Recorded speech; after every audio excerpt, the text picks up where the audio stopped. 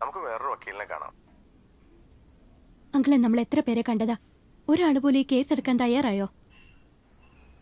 ഇയാള് ശ്രമിക്കാന്നെങ്കിലും പറഞ്ഞില്ലേ? ജോൺ കൂടെ ഉണ്ടോ? ഇങ്ങോട്ട് വരാന്ന് പറഞ്ഞിട്ടുണ്ട്. എങ്കിൽ ശരി അങ്കിൾ, ഞാൻ വക്കീലിനെ കണ്ടിട്ട് വിളിക്കാം.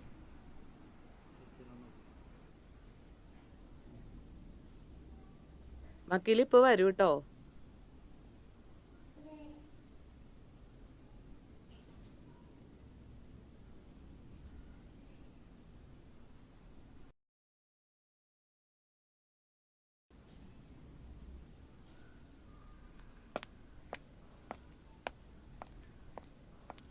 സാറ് വന്നു കേട്ടോ, കയറി കണ്ടോളൂ.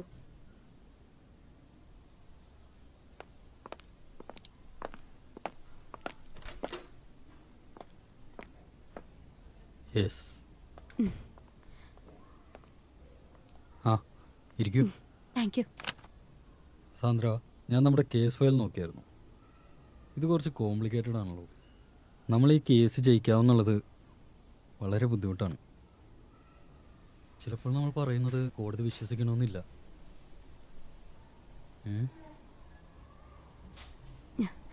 സർ, എങ്ങനെയെങ്കിലും ഞങ്ങളെ ഒന്ന് സഹായിക്കണം. സാന്ദ്ര, കോടതിക്ക് വിശ്വാസം വരണമെങ്കിൽ വ്യക്തമായ എവിഡൻസ് വേണം. സംഭവിച്ചതിനെ പറ്റി സാന്ദ്രക്ക് അറിയാവുന്ന കാര്യങ്ങൾ എന്നോട് പറയണം. എന്തെങ്കിലും പഴുതുണ്ടെങ്കിൽ നമുക്ക് ഉറപ്പായിട്ടും രക്ഷപ്പെടുത്താം. ഞാൻ അലക്സിനെ പരിചയപ്പെടുന്നത് എൻ്റെ ഒരു ഫ്രണ്ട് വഴിയാ.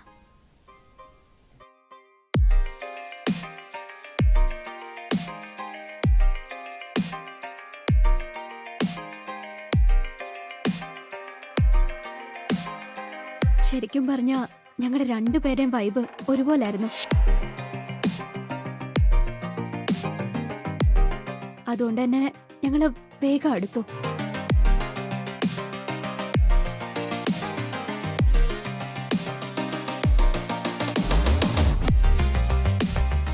അലക്സിന്റെ പപ്പയും അമ്മയും ചെറുപ്പത്തിലെ മരിച്ചു. പിന്നീട് അലക്സ് വളർന്നതൊക്കെ അവന്റെ ഒരു അങ്കിളിന്റെ കൂടെയായിരുന്നു.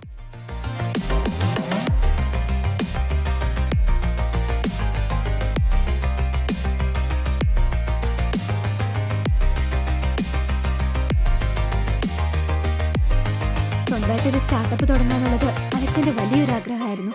സാന്ദ്ര, സംഭവം നടക്കുന്നത് എപ്പോഴാണ്?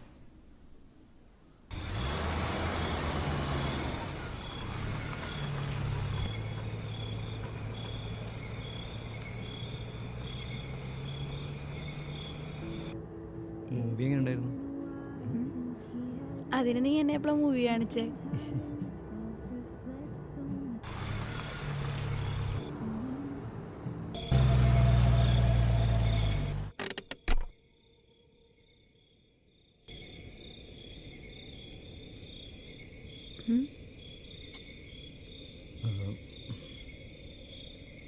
എനിക്കൊരു കാര്യം പറയാനുണ്ടായിരുന്നു. എന്ത് കാര്യം?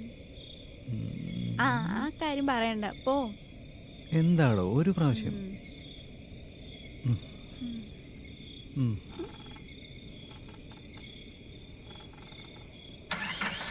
നമ്മൾ പോവാണോ?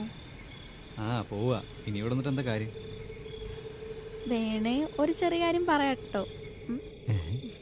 എന്താ പറഞ്ഞേ?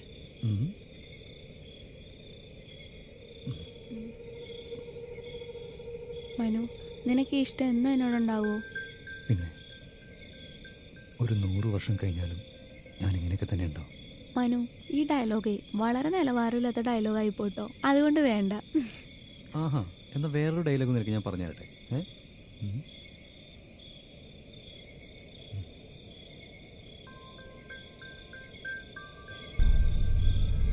പുറത്താരോ ഉണ്ട്. ഉണ്ട് മനു, നോക്ക്, ഞാൻ കണ്ടതാ. ആർക്കും ഇപ്പോൾ പാതിരാത്രിയിൽ മനുഷ്യനെ എങ്ങനെയെങ്കിലും ഒന്നും. ഇവിടെയൊന്നും ആരുമില്ലല്ലോ.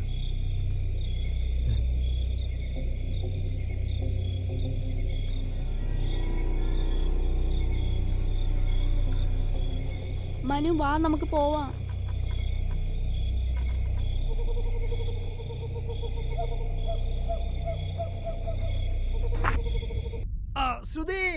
മനു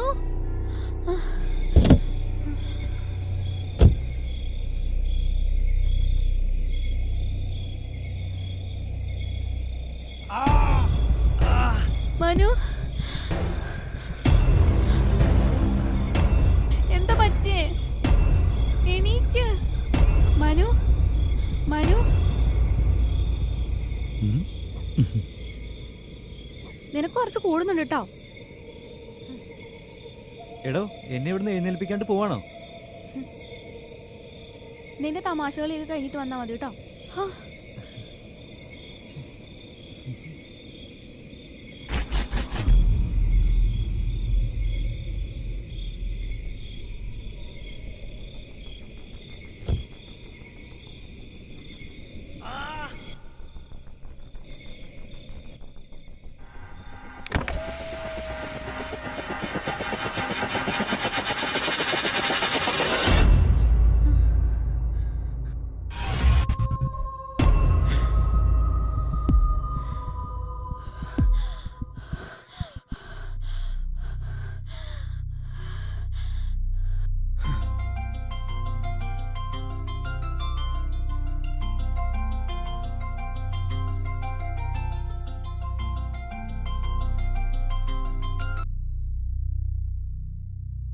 ഹലോ സാന്ദ്ര.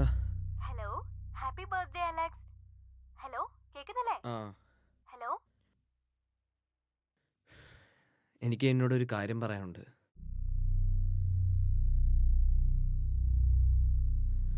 സാന്ദ്ര, ഇത് വേറൊരു സ്വപ്നമല്ലേ?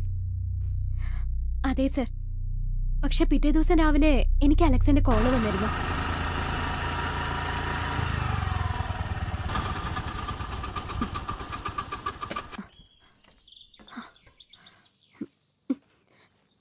എന്താടാ വിളിച്ചേ? ഈ കാറാ ഞാൻ സ്വപ്നത്തിൽ കണ്ടത്.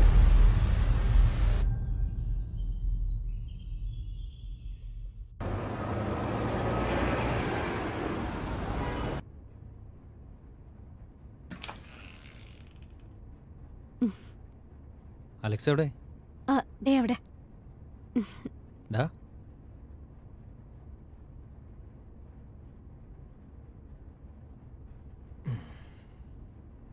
നീ കേട്ടാലും ശരിയാണ്. ഇന്നലെ അങ്ങനെ ഒരു സംഭവം ഉണ്ടായിട്ടുണ്ട്. ആ പയ്യൻ സ്പോട്ടിൽ മരിച്ചു. പിന്നെ പെൺകുട്ടിയുടെ കാര്യം അത് കുറച്ച് ക്രിട്ടിക്കലാ. നമ്മുടെ ആ നിഷയില്ലേ, അവള് വർക്ക് ചെയ്യുന്ന ഹോസ്പിറ്റലാണ് ആ കുട്ടിയെ അഡ്മിറ്റ് ചെയ്തിരിക്കുന്നത്. അവര് പറയണ കേട്ടാല് നമുക്ക് സഹിക്കാൻ പറ്റില്ല. പിന്നെ അത്ര ബ്രൂട്ടലായിട്ടാണ് അതിനെ റേപ്പ് ചെയ്തേക്കണേ. ഈ കാറിന്റെ നിർത്ത്.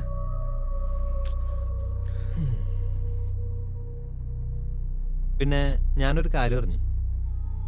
ആ ക്രിസ്റ്റഫറായിട്ട് അവർക്ക് എന്തോ പ്രശ്നം ഉണ്ടായിരുന്നു. അയാളത് ചെയ്തെന്നും പറയുന്നുണ്ട്. ആരായി ക്രിസ്റ്റഫർ? അയാള് കുറച്ച് ഡേഞ്ചറാണ്. അയാളാർക്ക് ഈ സിറ്റിയിലൊന്നും ചെയ്യാൻ പറ്റത്തില്ല.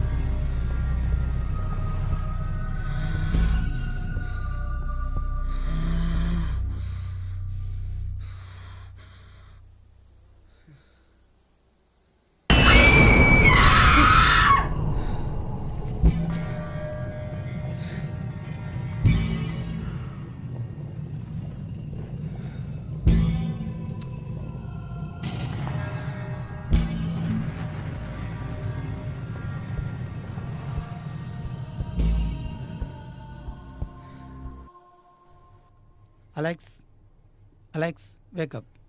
Alex wake up.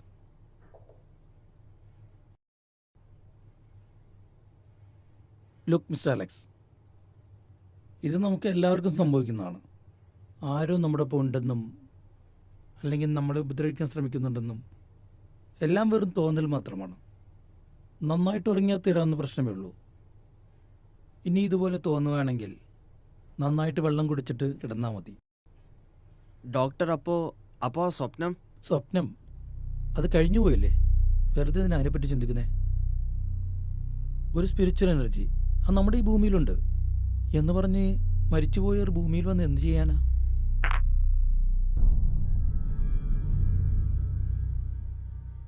തൽക്കാലം ഞാൻ നിങ്ങൾക്കൊരു മെഡിസിൻ എഴുതിത്തരാം.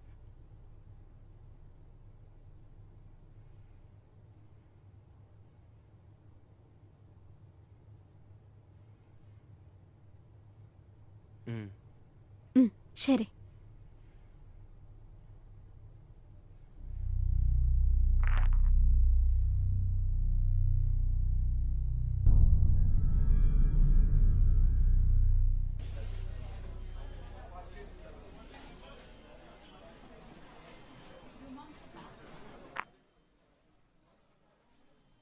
അലക്സ്, നീ അത് മറന്നുകളെ. ഡോക്ടർ പറഞ്ഞില്ലേ അത് വേറൊരു സ്വപ്നമെന്ന്. എങ്ങനെ സാന്ദ്ര? എൻ്റെ കൺമുന്നിൽ സംഭവിച്ചതുപോലെ എനിക്ക് തോന്നുന്നത്. അവളുടെ കരച്ചിൽ അത് ഇപ്പോഴും എൻ്റെ കാതിൽ എനിക്ക് കേൾക്കാം. എന്നിട്ട് നിങ്ങൾ പറയുന്നത് ഇതൊക്കെ വേറൊരു സ്വപ്നമാണെന്ന്. അലക്സ്, അതിന് നീ ഒന്നും ചെയ്തിട്ടില്ലല്ലോ. അതെ സാന്ദ്ര, എനിക്കൊന്നും ചെയ്യാൻ പറ്റിയില്ല.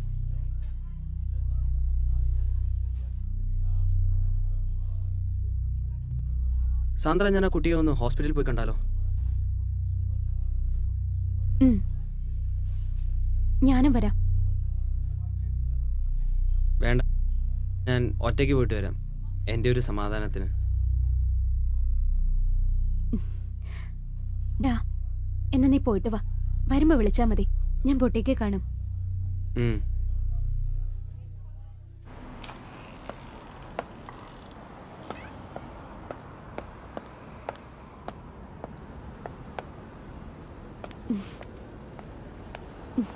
ശരി അലക്സ്, നീ ഇറങ്ങിയിട്ട് വിളിക്കാം.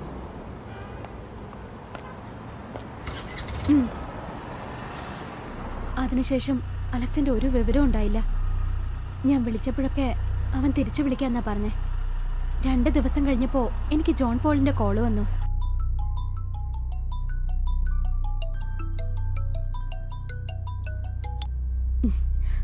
ഹലോ.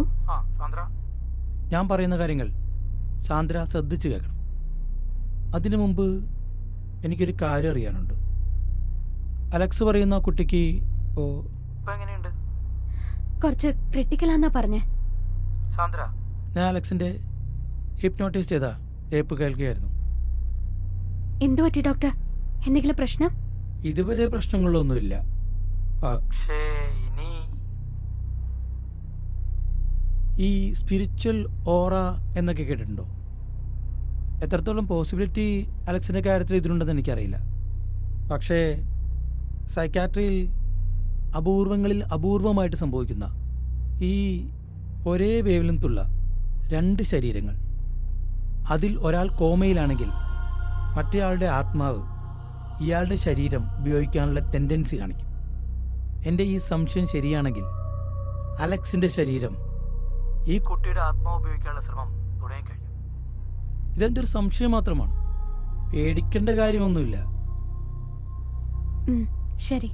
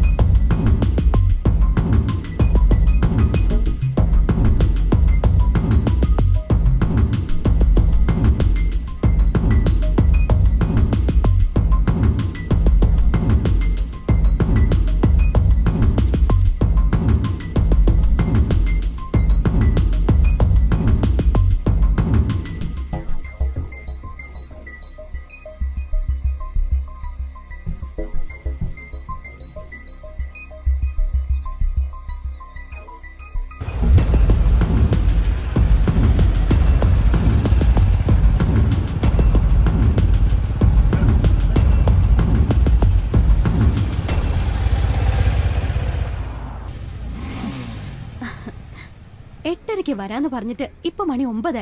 എന്തൊരു പോസ്റ്റാണ് മാഷെ. ആ കുറച്ച് ലേറ്റ് ആയിടോ. അയ്യോ ഇതെന്ത് പറ്റി കയ്യിലൊക്കെ? ഏയ് അതൊന്നുമില്ല, ബാത്റൂമിലൊന്നും വീണ. പിന്നെ താൻ എന്തിനാ എന്നോട് വരാൻ പറഞ്ഞേ? ആ ഇന്ന് വൈകിട്ട് ആനിന്റെ ബർത്ത്ഡേ ഫംഗ്ഷൻ അല്ലേ, അതിനിടെ ഞാൻ നിനക്കൊരു ഷർട്ട് കണ്ടുവച്ചിട്ടുണ്ട്. എവിടെ? അവിടെ ആണോ? അവിടെ പോയെന്ന് നോക്കിയാലോ? ആ എന്നാ നമുക്ക് നോക്കാം.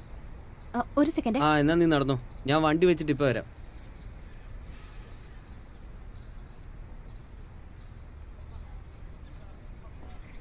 ഹലോ ആൻ, അലക്സ് എൻ്റെ കൂടെ ഉണ്ട്. അപ്പൊ നീ ലൊക്കേഷൻ അയക്കാൻ മറക്കല്ലേ? ഓക്കെ. പിന്നെ ആക്ച്വലി ഞങ്ങൾ കുറച്ച് ലേറ്റ് ആവും. സോറി.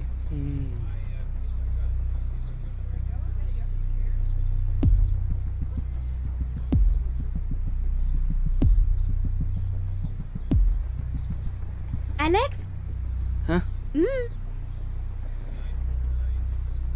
ഏയ് ഒന്നുമില്ല, വാ.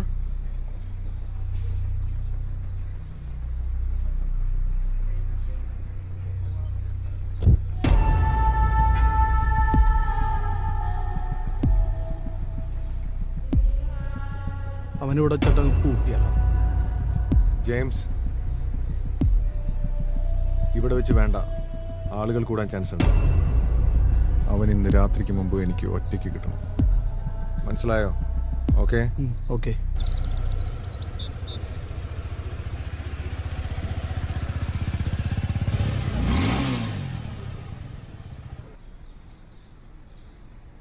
ഡേ മാഷെ, സമയത്തിന് എത്തണം കേട്ടോ. പിന്നെ ഇത് തന്നെ ഇട്ടോണ്ട് വരണം, വൈകിട്ട് കാണാപ്പോ. ശരി, ഞാൻ വന്നോളാം.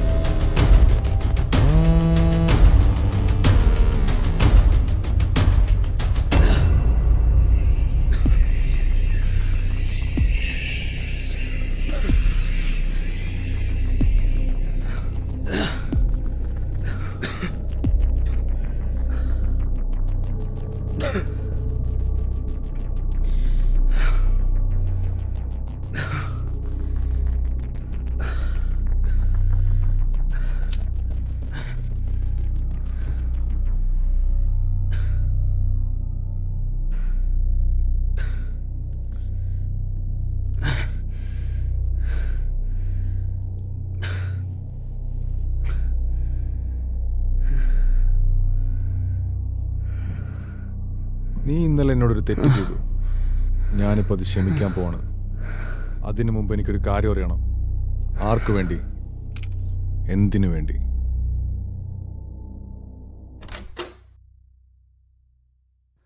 യെസ്, നിങ്ങളെ വെയിറ്റ് ചെയ്തിരിക്കുകയായിരുന്നു. ഇത് doctor Annie. Hello doctor. Hello. Please sit.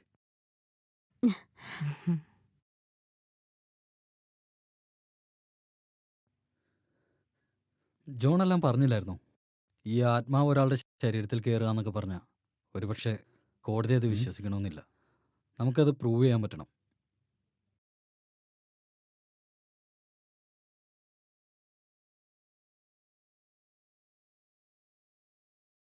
'80 അമേരിക്കയിൽ ബ്രോക്ക്ഫീൽഡ് എന്ന സ്ഥലത്ത് ഇതേപോലൊരു കേസ് രജിസ്റ്റർ ചെയ്തിട്ടുണ്ട്. വാദിക്കുമ്പോൾ നമുക്കത് ഗുണം ചെയ്യും. പിന്നെ അലക്സിനെ ജോൺ ഹിപ്നോട്ടൈസ് ചെയ്ത ടൈപ്പും ഒരു സോളിഡ് പ്രൂഫാണ്. ഒരു പ്രശ്നം എന്താണെന്ന് വെച്ചാൽ, ജോൺ ഞാൻ ഇന്നലെ വിളിച്ചപ്പോൾ പറഞ്ഞത് ആ പെൺകുട്ടി മരിച്ചു കഴിഞ്ഞാൽ പിന്നെ അലക്സിൻ്റെ ശരീരം ഉപയോഗിക്കാൻ കഴിയില്ലെന്ന്. അതെ, ക്രിസ്റ്റഫർ മരിക്കുന്നതിന് 2 മണിക്കൂർ മുമ്പേ ആ പെൺകുട്ടി മരിച്ചിട്ടുണ്ട്. അതിനർത്ഥം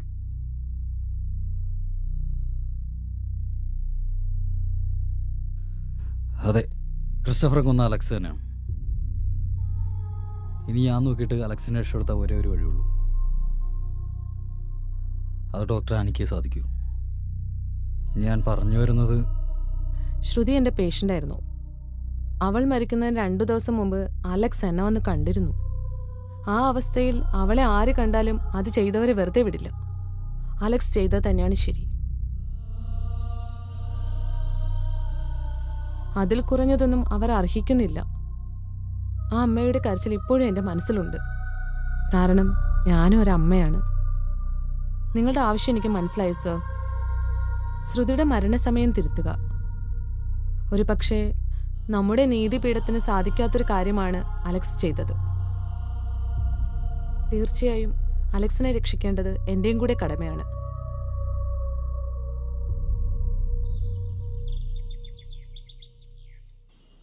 സാന്ദ്ര, എനിക്ക് നിന്നോടൊരു കാര്യം പറയാനുണ്ട്. ഉം. പക്ഷേ നീ എന്നെ വിട്ട് പോവരുത്, ഞാൻ പറയുന്നത് കേട്ടിട്ട്. അന്ന് ക്രിസ്റ്റഫറെ ഞാൻ തന്നെയാ. വേണ്ട അലക്സ്, എല്ലാം ഒരു സ്വപ്നമായിട്ട് മറക്കാനാ ഞാനിപ്പോൾ ആഗ്രഹിക്കുന്നത്. നിന്നെ എനിക്ക് അത്രയ്ക്ക് ഇഷ്ടമാണ് അലക്സ്. നീയാണത് ചെയ്തെങ്കിൽ കൂടി ഞാൻ നിന്നെ രക്ഷപ്പെടുത്താൻ ഏതറ്റം വരെയും പോവും.